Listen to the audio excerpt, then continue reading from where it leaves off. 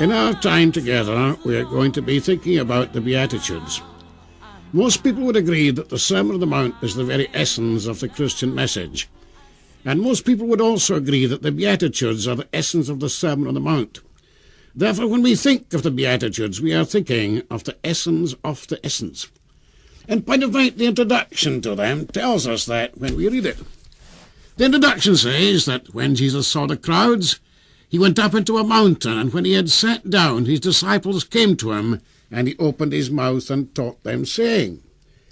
That shows us four things. First of all, it shows us Jesus withdrawing. He goes aside that he may speak in confidence with his disciples. Secondly, it shows him talking to his disciples. Men keep on saying that if men would only live the Sermon on the Mount, everything would be all right. But it has always got to be remembered the Sermon on the Mount was first spoken to the disciple, not to the ordinary man. And only the committed Christian can live the Christian ethic. The demand of Christ requires the dynamic of Christ, otherwise it cannot be done. Thirdly, it says, when he had sat down. Now this is important because when a Jewish rabbi was teaching officially, he sat to teach. If he was standing or if he was walking about, he was simply, so to speak, chatting with his students. When he spoke officially, he sat. We still speak about the professor's chair that he sits to teach in, or we still speak about the Pope speaking ex cathedra from his chair. And so, the fact that Jesus sat down to teach shows how very official this was. And then, fourthly, there's a very interesting thing in the last word, and he taught them, saying. Now, in Greek, there are two past tenses. There's what is called the aorist tense, and the aorist tense describes one single action, past and done. For instance, he shut the door would be an aorist tense. On the other hand, there is a past tense called the imperfect, which implies continuous action in past time. For instance, he always shut doors. That would be the imperfect. Now, in point of fact, this word taught in the Greek is an imperfect, and the correct translation would be, he opened his mouth, and this is what he used to teach them. And so what we've got to see here is that in the Sermon on the Mount, we don't just have one sermon of Jesus, we have the essence of all the sermons he preached. This is the summary and the essence of all his teaching. Well, then let's look at the Beatitudes one by one. And first of all, let us look at the word with which they are all introduced, the word blessed. This word blessed comes from a Hebrew word, ashereh, and this Hebrew word means, oh, the blessedness of. It is an exclamation rather than a statement. And correctly translated, we should say, oh, the blessedness of the poor in spirit. In other words, this is not a pious hope. This is the statement of something that is and happens for the Christian. Further, this word blessedness is a very unusual word. It is the word Makarios, M-A-K-A-R-I-O-S. And Makarios could only properly be applied to the gods for a reason that we shall just in a moment see. The commonest use in the ancient world was to call the island of Cyprus Makarios. And they called the island of Cyprus Makarios because they held that Cyprus inside its borders had every single thing to make for a happy and a useful life. You would never need to go out of Cyprus for any fruit or flower or crop or mineral or anything else. Happiness was self-contained. So this blessedness which is spoken of here is a happiness which no outside thing can touch. It's serene, it's untouchable, it can't be touched, it's the joy that no man takes from us. It's quite independent of all the chances and the changes of life. First then, blessed are the poor in spirit. The Hebrew word which is behind this would be the word ani, A-N-I. And this word ani had four different stages in meaning. First of all, it simply meant poor. Secondly, it meant because poor, having no helper and no supporter. Thirdly, it meant because having no helper or supporter, downtrodden and downcast. And fourthly, it meant because downtrodden and downcast, without any earthly helper or supporter, putting one's whole trust in God. And so this word ani in Hebrew came to mean the poor, quiet man who had no other resource and no other help than his trust in God. But as you know, of course, the New Testament is in Greek, And this word is not in Hebrew, it's in Greek. And it's tokos, P-T-O-C-H-O-S. And this word tokos in Greek is the sorest word for poverty. It doesn't just mean having very little, it means having nothing at all. It doesn't mean being poor, it means destitute. So you've got this quite extraordinary saying, blessed are the destitute. And so what this beatitude really means is, blessed are those who realize their own utter spiritual destitution and put their whole trust in God, because then they will become fit to be citizens of the kingdom of heaven. So the Beatitudes start with the admission and the proclamation of our own utter helplessness apart from God. They then go on to say, blessed are those who mourn, for they shall be comforted. Now, first of all, we notice this, that the Greek word used for mourn here is the strongest word for mourning in the Greek language. It doesn't mean just a silent, quiet, in-kept mourning. It means a mourning which bursts out in cries and tears and sorrows and wails and laments. It's the strongest possible word. Odd again to say, happy are the sad, blessed are those who mourn. And yet this is true at least in three ways. In the first instance, it's true of natural sorrow. There is something that sorrow can do for us that nothing else can do. I remember when my mother died. She had been ill with cancer of the spine, and I went out to be licensed for the ministry, and I knew she was near an end, and when I came back she was dead. And my father told me, and after he had told me, he said, you'll have a new note in your preaching now. And so I had. Because after you had sorrowed yourself, you had something to give those who sorrowed. Secondly, it expresses the sorrow of social concern. You see, half the trouble today, half the trouble always has been, that people say, I'm all right, Jack, and it doesn't matter what happens to anyone else. But this is the sorrow for those who are less fortunate than ourselves. William Booth had this social sorrow. Very early in his life, he came home after preaching in Whitechapel one Christmas Day to the Christmas dinner. And at the end of the Christmas dinner he got up and he said, this is the last Christmas dinner I'll ever eat while people go starving in the East End of London. And so it was. When he was dying, when he was very near death, he said to his son Bramwell, who was going to take over, Bramwell, he said, think of the men with no home. Think of the women with no home. Think of the little children with no home. Bramwell, he said, if you don't do something for them, I'll come back and haunt you. This is social concern. It's the sorrow for others, which is one of the moving causes of the reformation of the world. And, of course, above all, it means sorrow for sin. Blessed are those who are in sorrow for their sin. You remember John Masefield's poem, Saul Cain, The Everlasting Mercy, in which he makes Saul Cain, the central figure of the poem, suddenly say how he realizes the harm I've done by being me. And so the first step in a Christian life is godly sorrow. The first demand of Jesus is repent. If there is one horror in Christianity, it is the horror of self-satisfaction.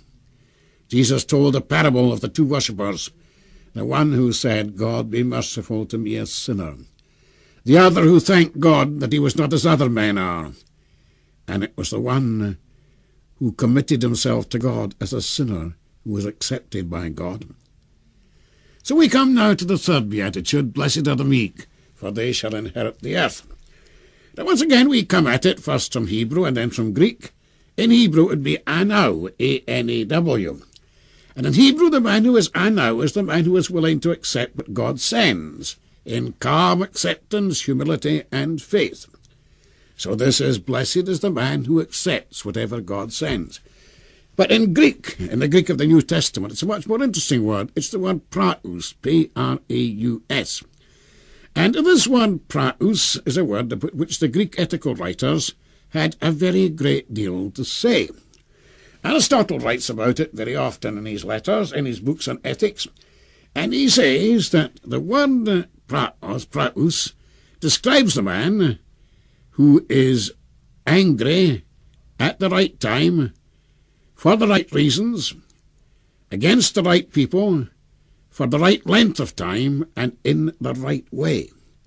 In other words, this word praus had something to do with our anger.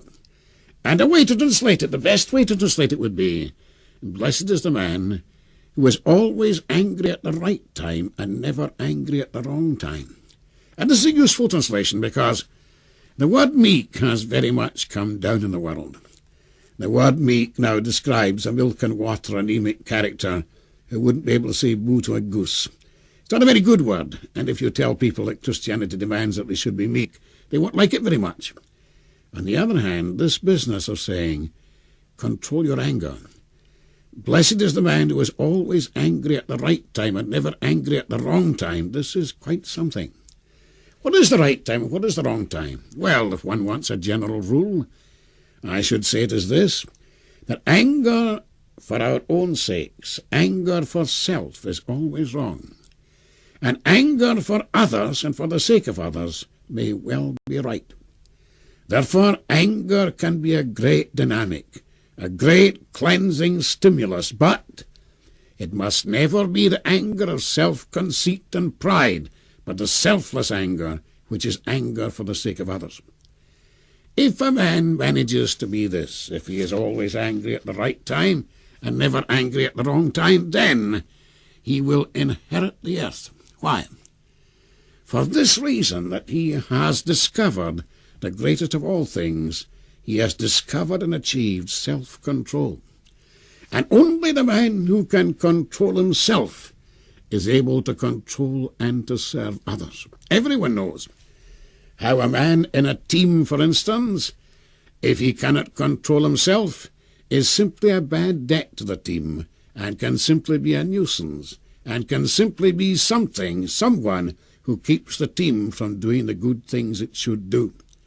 And so, this business of self-control, self-mastery, does in the end inherit the earth. And so this Beatitude gives us the very useful law. Happy are those who are always angry at the right time and never angry at the wrong time. We come now to the fourth Beatitude. Blessed are those who hunger and thirst after righteousness, for they shall be filled.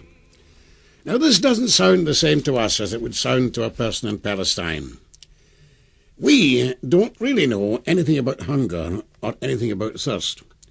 We live in a fairly affluent society, and when we're hungry we can stop it with a chocolate biscuit and a cup of coffee, and if we want a drink we can turn a tap. Into our houses there flows plenty of water. But in Palestine the working man's wage was 8 pence a day, and you don't get very fat on 8 pence a day at any time. And on this wage he ate meat at the most once a week, and often, if he was off work for a day, he was simply on the very verge of starvation. Again, in the East they actually sell water. The water carrier goes round selling it. And often thirst is one of the sorest things in the world in the East. And if you're caught in a sandstorm, you can only roll your head in your burnous and turn your back in the sand and be choked to death almost by the flying grains. And so this gives in the East an intensity of longing and an intensity of desire, which to our way of thinking it doesn't give at all. It is blessed are those who desperately desire hunger and desperately desire food. Those who desire food as a dying man of thirst, a man dying of starvation does. Blessed are those who desperately desire water, as a man dying of thirst does. Now again, blessed are those who hunger and thirst after righteousness. In Greek, verbs of hungry and thirsting take the genitive case after them.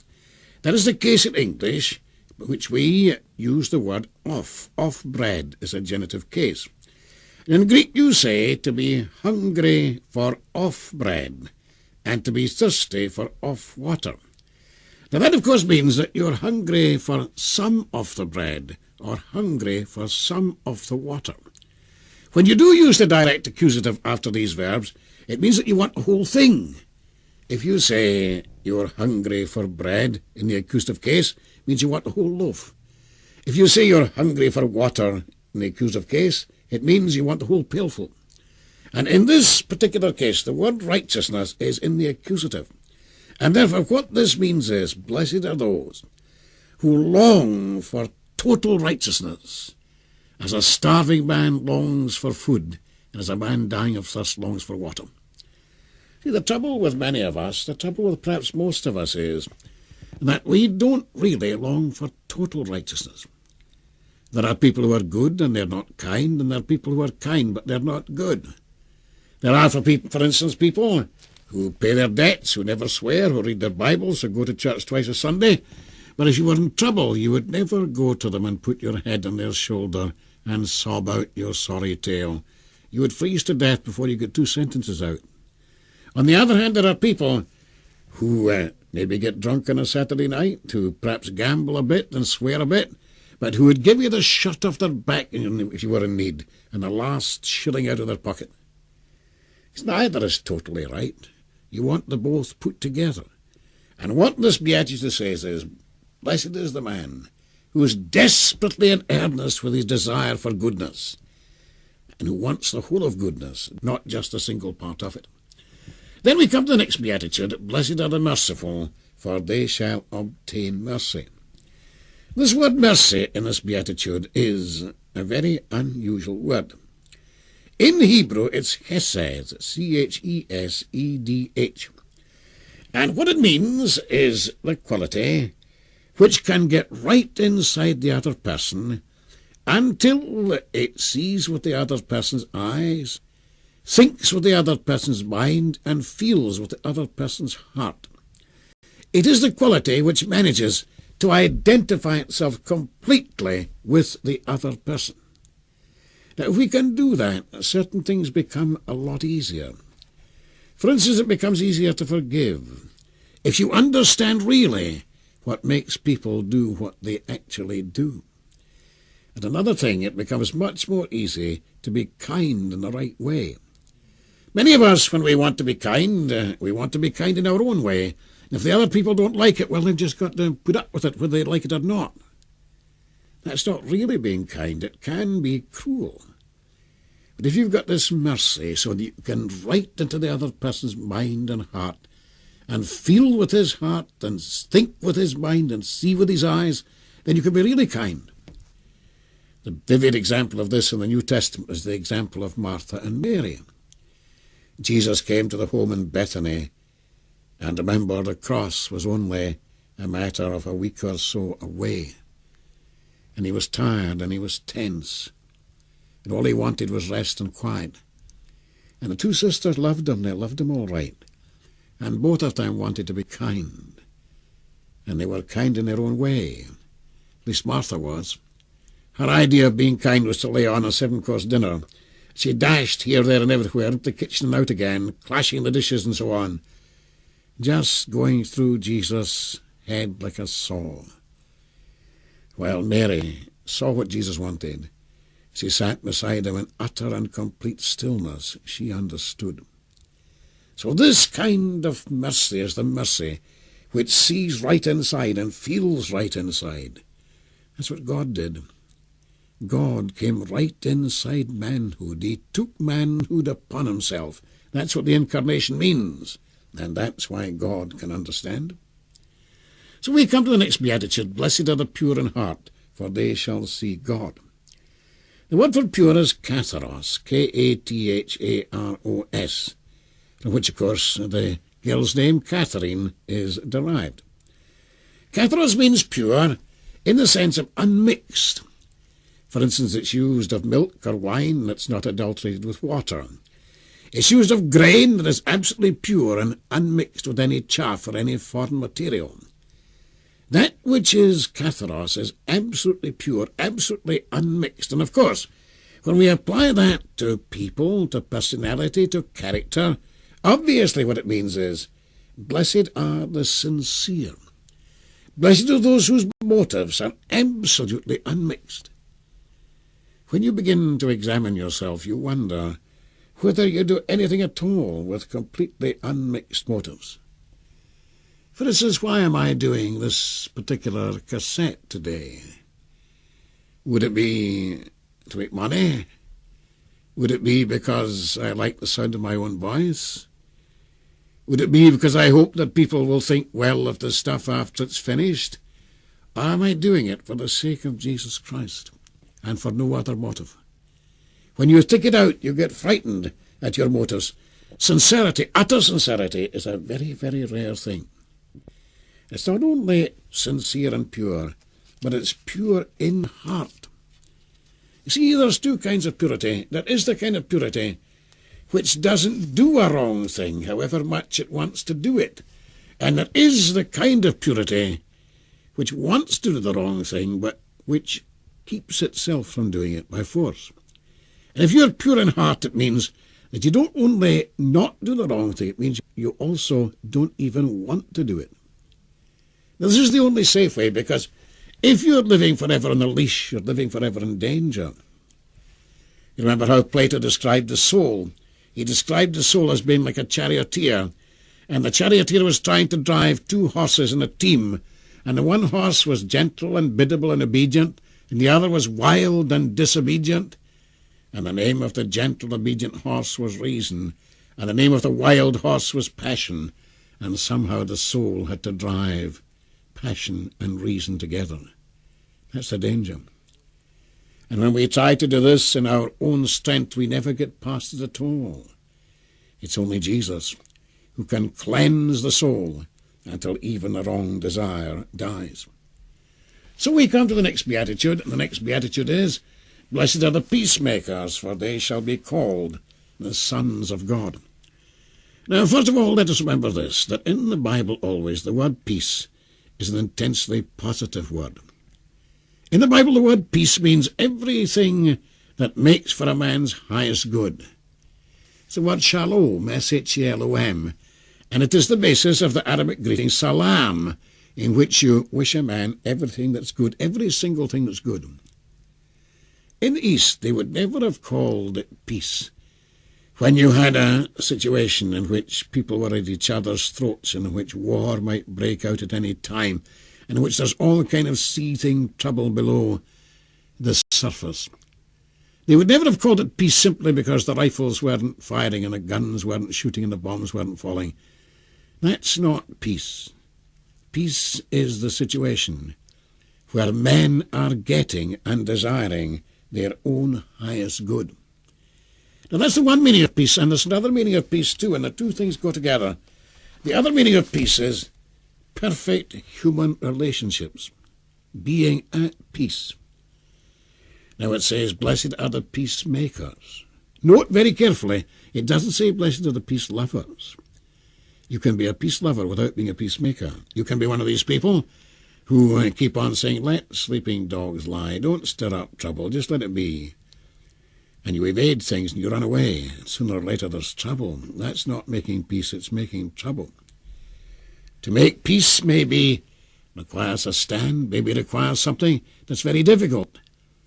But it's not evading things that this blesses. It's conquering things, and that is much more difficult to do. It says, "Blessed are the peacemakers, for they shall be called the sons of God." The Hebrew is a bit short of adjectives, and instead of using an adjective which it hasn't got, it says son of a quality.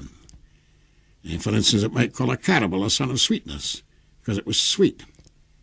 "Blessed are the peacemakers, for they shall be called the sons of God." For they are doing a God-like work. To establish right relationships with people, between people, is to do a God-like work. And remember, the opposite is true. To make breaches and quarrels between people is to do the devil's work. We must remember that. So we come to the last of the Beatitudes, and the last of the Beatitudes is, "Blessed are those who are persecuted for righteousness' sake." Now, if you're persecuted, it's a compliment. If you're persecuted, it's the proof that you're a genuine Christian. Nobody persecutes a counterfeit. And if you're persecuted, then you're going to get a real satisfaction out of life, because you're one with the prophets, one of a great company who suffered and died for Christianity. And if you will stand this and go through it, then ultimately you'll have happiness. You remember Cranmer, who denied his faith more than once, who in the end decided to be burnt and who put in the flames, first of all, the hand that had signed his recantations, and then only, he was happy. So then, that's what the Beatitudes mean. And let us finally just read them over in a modern translation to see what they're like. Oh, the bliss of those who realize the destitution of their own lives, for the blessings of the kingdom of heaven are theirs here and now. Oh, the bliss of those whose sorrow is sore, for they shall find courage and comfort. Oh, the bliss of those whose strength is in their gentleness, for they shall enter into possession of the earth. Oh, the bliss of those who hunger and thirst for all that sets them right with God, for they shall be satisfied to the full. Oh, the bliss of those who treat others with mercy, for they shall be treated with mercy. Oh, the bliss of those who are pure in heart, for they shall see God. Oh, the bliss of those who make men friends with each other, for they shall be ranked as sons of God. Oh, the bliss of those who are persecuted for their loyalty to God's way of life, for the blessings of the kingdom of heaven are theirs here and now.